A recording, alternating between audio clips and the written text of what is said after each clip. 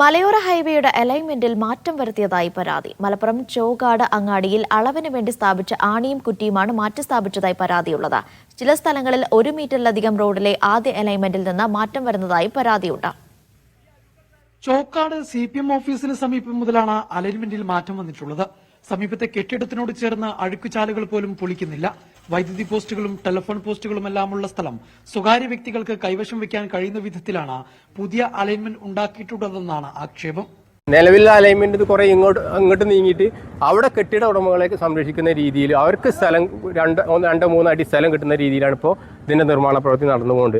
അതുപോരാ, നിലവിലുള്ള ഡ്രൈനേജ് മുഴുവൻ പൊളിച്ചു മാറ്റി അതേ രീതിയിൽ തന്നെ അത്രയും സ്ഥലം റവന്യൂ ഭൂമി, മറ്റുള്ള ആളുകൾ ആരും സ്ഥലം എടുക്കുന്നത് റവന്യൂ ഭൂമി മുഴുവനായിട്ട് ഏറ്റെടുത്തുകൊണ്ട് ഉള്ള നിർമ്മാണ പ്രവർത്തനം നടത്തണം എന്നുള്ളതാണ് ഞങ്ങൾക്ക് ആവശ്യപ്പെടാനുള്ളത്.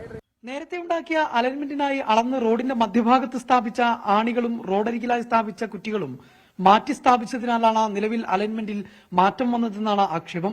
ചിലയിടങ്ങളിൽ 1 മീറ്ററിലധികമാണ് അലൈൻമെന്റ് മാറ്റം വന്നിട്ടുള്ളത്. നടുവ് എടുത്താണ്ട് ചെടുക്ക് നോക്കുമ്പോൾ പല സ്ഥലങ്ങളിലും 14, 13, 15 മീറ്റർ കിട്ടുന്ന സ്ഥലമുണ്ട്.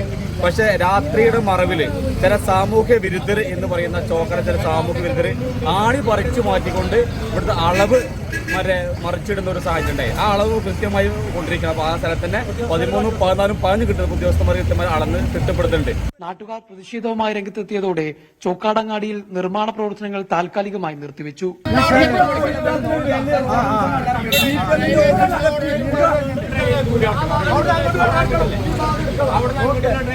ചോക്കാടങ്ങാടിയിൽ മലയോര ഹൈവേയുടെ നിർമ്മാണ പ്രവർത്തനങ്ങൾ നടത്താൻ അലൈൻമെന്റ് പുനർനിർണയിക്കണമെന്ന ആവശ്യം ശക്തമാവുകയാണ്. മീഡിയ 1 മലപ്പുറം.